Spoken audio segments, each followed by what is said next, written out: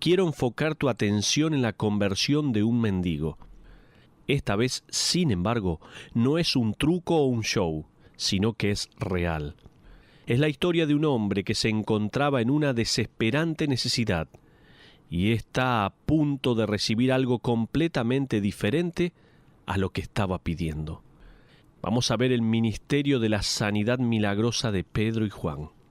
La historia del mendigo comienza en el capítulo 3 del libro de los Hechos y se abre camino hasta la mitad del capítulo 4. De hecho, será a los pies de la conversión de este mendigo cuando comenzará la persecución de los líderes de la iglesia primitiva. Mientras que el plan de Dios en la actualidad puede incluir milagros de sanidades, los sanadores milagrosos ya no son parte de su plan. ¿Has escuchado esto? Toma nota, por favor. El próximo principio es que mientras que el plan de Dios en la actualidad puede incluir milagros de sanidades, los sanadores milagrosos ya no son parte de su plan. Dios puede escoger sanar y puede escoger no hacerlo. Finalmente obra su plan para nuestras vidas, y su plan es perfecto. Quiero que escuches lo que yo llamaría un milagro de sanidad. No hay ninguna oración de fe para esta sanidad y ni siquiera hay nadie orando por este hombre que fue sanado. Él no esperaba la sanidad y en realidad estaba en el proceso de predicar que Dios no garantiza la sanidad para sus hijos, que solo Dios tiene el derecho soberano sobre nuestras vidas y sobre nuestra salud. El pastor Miller fue afligido por un virus que afectó sus cuerdas vocales. El virus dañó irreparablemente su voz, de manera tal que fue imposibilitado para hablar más allá que a través de un ronco susurro. Perdió su habilidad para pastorear, renunció a su iglesia y pasó 3 años fuera del ministerio. Su clase del auditorio de su iglesia lo invitó para que les hablara, pero él se negó. Ellos insistieron, diciendo que le pondrían un micrófono de solapa justo debajo de su boca, de manera tal que pudiera ser amplificado y oído. Él aceptó, y en el proceso de explicar correctamente que los cristianos no tienen el derecho a una salud física, Dios decidió soberanamente glorificarlo a Él mismo. Enfocándonos en que su familia nos ha dado el permiso para escuchar esta porción de su grabación, escuchemos lo que sucedió en el auditorio de esta clase de escuela dominical, en donde este hombre una vez había predicado fielmente la palabra de Dios. Esto es lo que ocurrió. Decir que todas las personas siempre serán sanadas porque Jesús murió en la cruz es una mala interpretación de las Escrituras. No es verdad. No va a funcionar, decía él. Isaías capítulo 53 no habla sobre la sanidad física. Lo siento, ese no es el contexto. Y marcar que lo es produce una mala interpretación de la Escritura. Eso es incorrecto. Por otro lado, decir que ya que no tenemos nada más después del libro de los Hechos, que los milagros terminaron en el libro de los Hechos y que nunca volverán a ocurrir otra vez, es también incorrecto. Porque de esta manera han puesto a Dios en una caja y Él no quiere estar dentro de la caja. Por lo tanto, el salmista dice: «Bendice, oh alma mía, a Jehová. Uno de sus beneficios es que ha curado todas mis dolencias». Y en el versículo 4 dice: «Y Él redime mi vida del abismo». La voz del pastor Miller de repente comienza a retornar en la palabra abismo. Ahora me encanta ese versículo. He tenido y ustedes han tenido en tiempos pasados experiencias en el abismo. El pastor Miller duda cuando su voz comienza a retornar completamente. Y continúa hablando diciendo: «Todos hemos tenido momentos en los cuales nuestras vidas parecían estar en un abismo, en una tumba, y no teníamos ninguna respuesta desde el hoyo en el que nos encontrábamos». El pastor Miller, con lágrimas, pero con su voz normal, continúa adelante. «En este momento no entiendo esto. No estoy muy seguro de lo que debo decir o hacer. Parece gracioso decirlo. Me quedé sin palabras. Increíble, maravilloso, irrefutable, innegable. Él no lo estaba pidiendo. No había procurado la fe para esto. Dios simplemente lo hizo y trajo la gloria solamente para Él, para Dios mismo. ¡Qué tremendo! Quiero, antes de terminar esta sección, repasar estos principios que estuve mencionando, estas advertencias relacionadas a los sanadores milagrosos contemporáneos. Dije en primer lugar que el milagroso don de sanidad fue demostrado solamente a través de los apóstoles.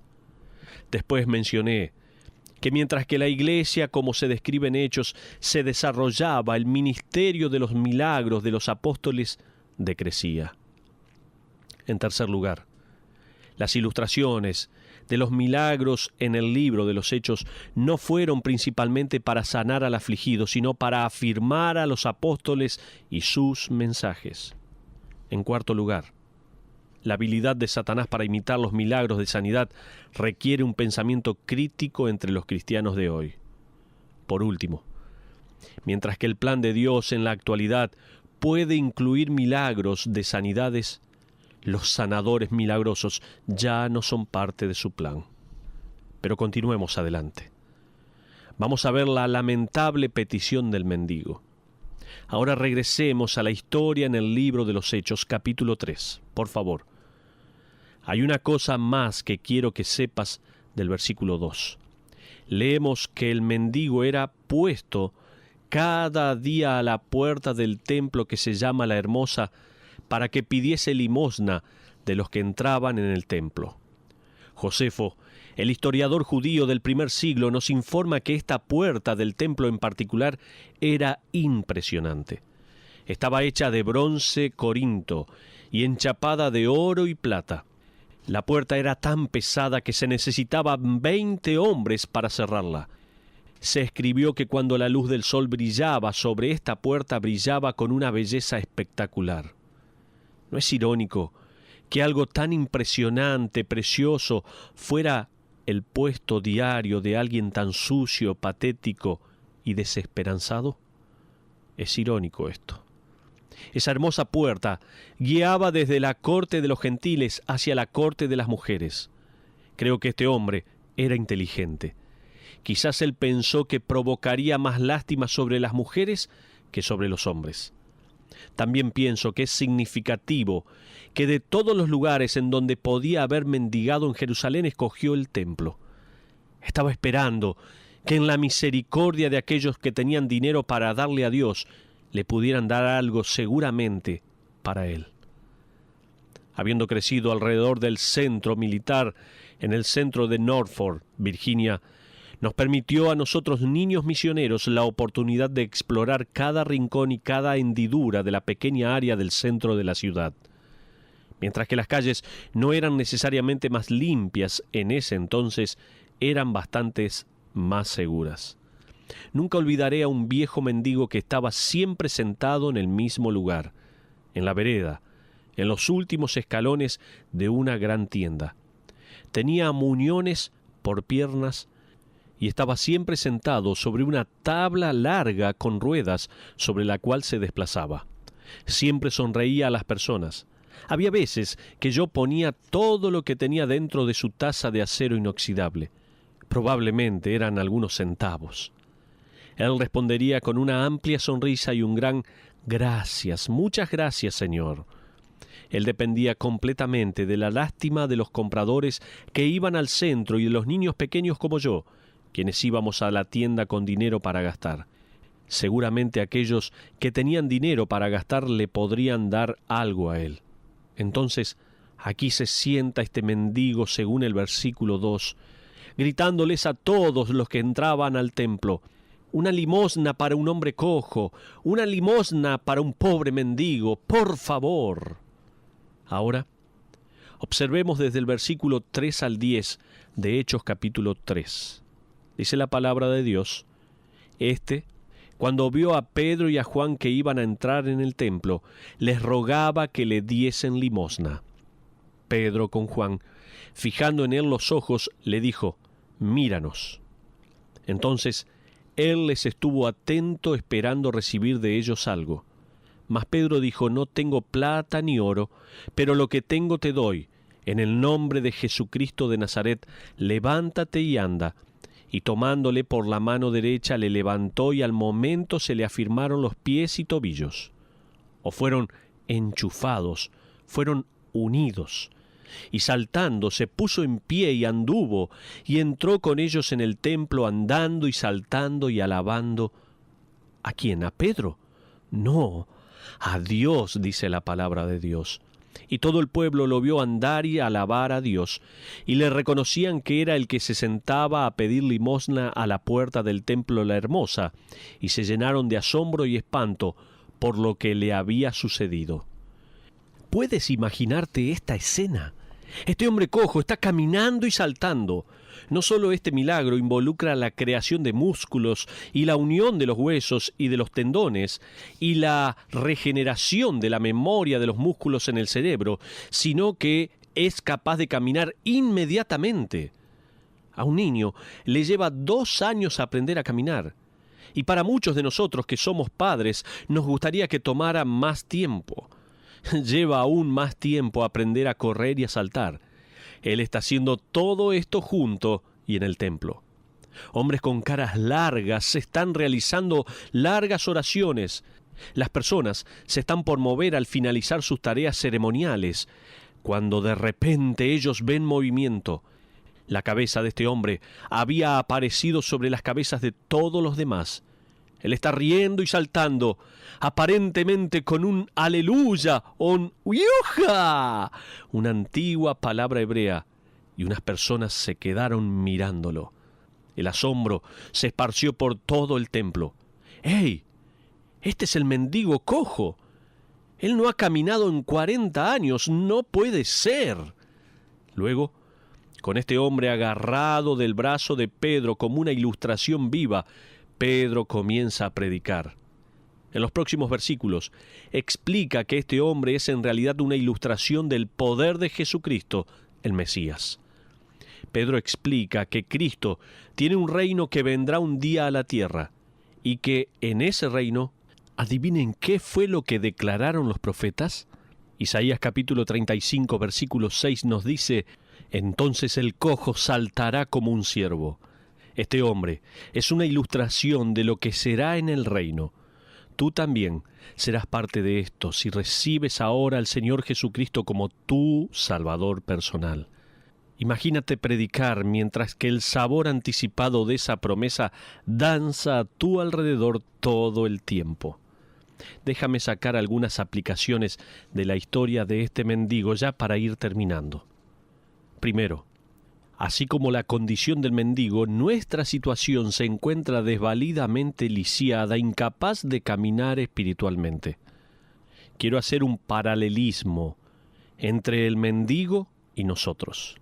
Por ejemplo, el mendigo fue nacido físicamente cojo. Nosotros fuimos nacidos espiritualmente lisiados. El mendigo fue pobre, incapaz de sobrevivir sin la ayuda de los demás. Nosotros somos insolventes, incapaces de vivir para siempre sin la ayuda de Cristo. El mendigo fue encontrado fuera del lugar de adoración. Nosotros somos separados de Dios sin importar cuán cerca esté la puerta. Aquel mendigo fue totalmente sanado por la gracia de Dios. Nosotros somos traídos a la vida por gracia a través de la fe puesta en Dios.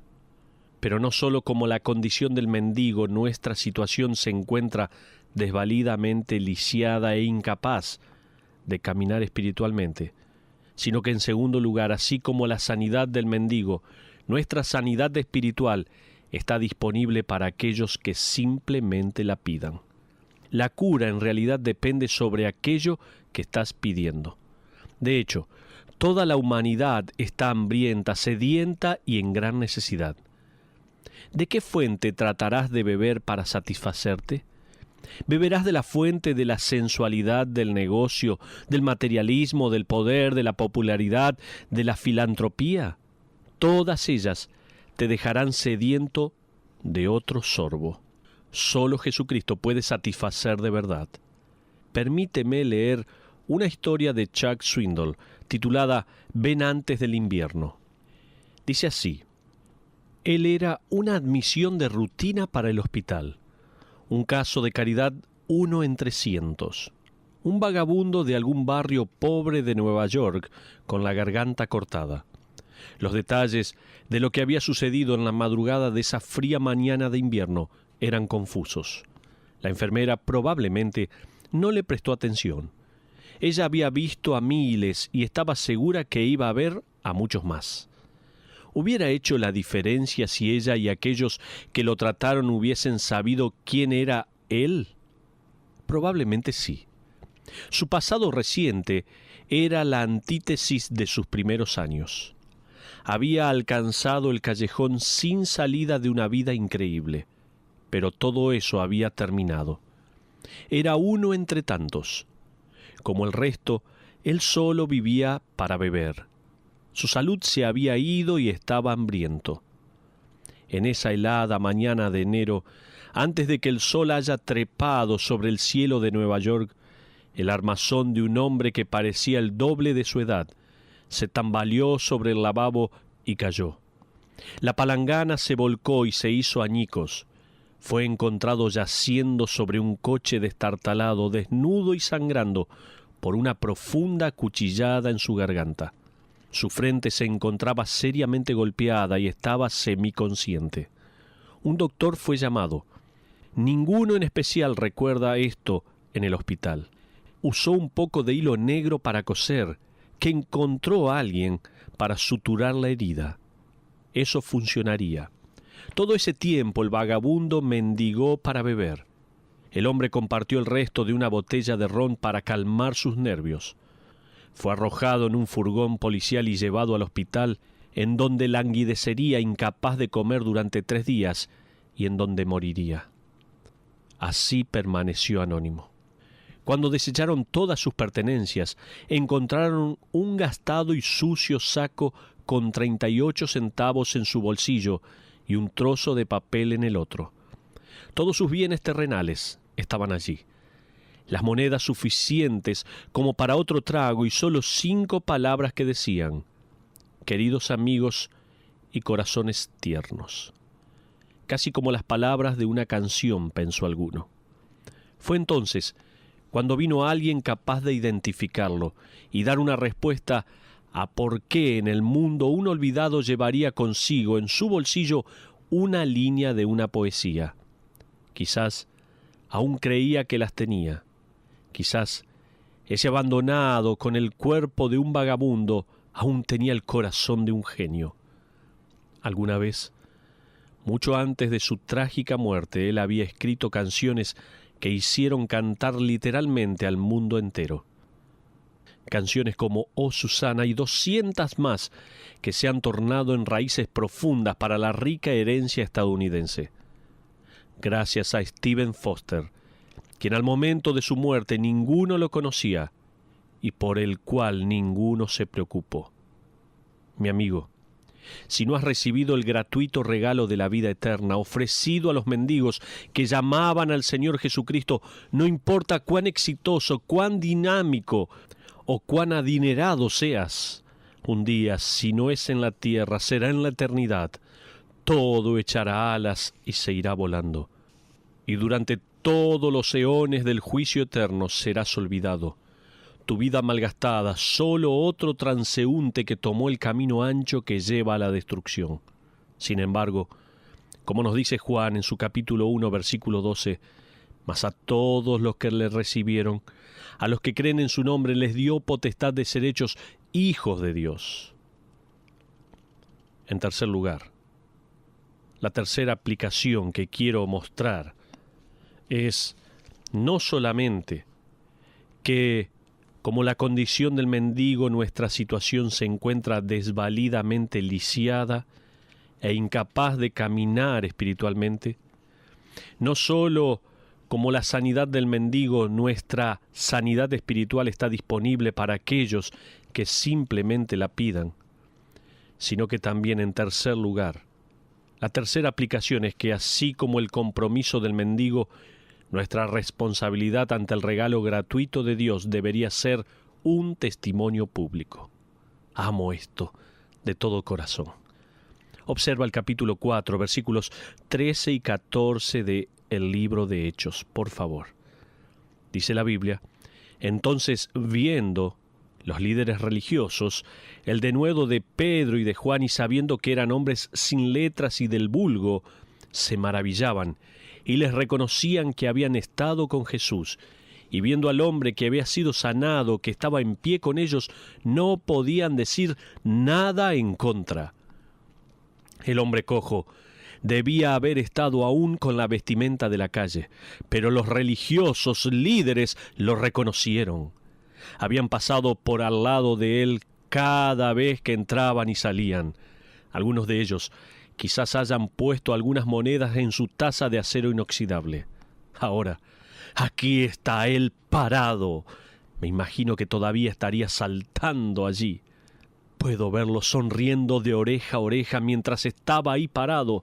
Ellos también lo reconocieron. Pudo haber dicho: «¡Hey, amigos! ¿Pueden creer esto? ¿No es bueno el Hijo de Dios?». Y ellos no podían responder. Warren Wiersbe escribió de esta manera: ahora que este hombre se podía parar, no había dudas sobre dónde se encontraba parado.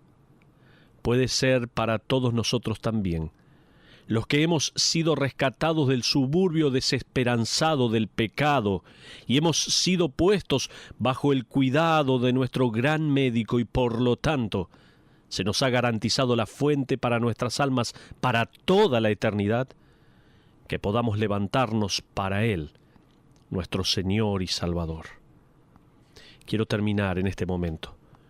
Y si todavía no has recibido a Jesucristo como único y suficiente Salvador, si Dios estuvo hablándote durante este mensaje, y tal vez Dios durante mucho tiempo está hablándote de diferentes maneras, ¿por qué no oras a Dios en este momento y le pides perdón por tus pecados? Ora a Dios, por favor. Dile: Señor, sé que eres mi Salvador. Estoy totalmente incapacitado para alcanzar la salvación, pero reconozco que moriste por mí en la cruz del Calvario y te acepto como mi único y suficiente Salvador. Perdóname.